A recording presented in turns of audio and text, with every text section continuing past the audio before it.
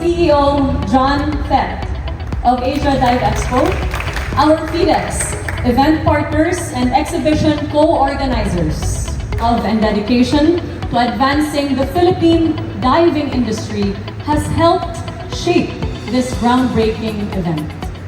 FIDEX is the only dive show in the world that combines a business-to-business meeting program, a dive travel exchange, dive conferences and seminars, exhibition booths, and subsequently familiarization tours to key and emerging Philippine dive destinations. In partnership with COICA, the Korea International Cooperation Agency, USAID, and of course OCEAN.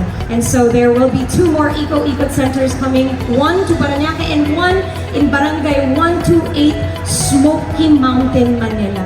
Us as their partners, before they didn't have anyone to go to except for PCSSD, which was based in Manila.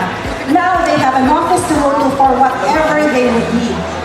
And for Dive 7, we know the importance of sustainability, so in every activity we do dive cleanups, dive activities, and to do the coral aggregation.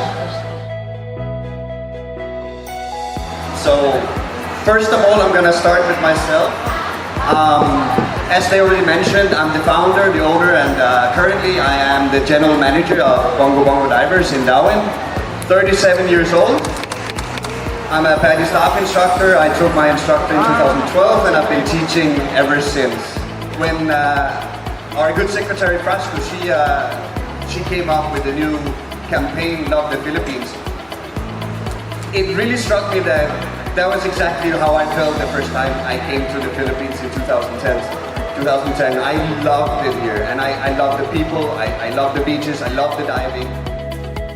We are a protected area, and of course, ecotourism should be practiced sustainably in a protected area for us to ensure that the resources in the area is being conserved and protected. Let us be united in our efforts to take care of the pristine waters that cradle the bagong Pilipinas that we are determined to build.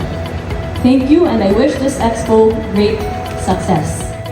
Of converging our efforts until we beat as one. We are about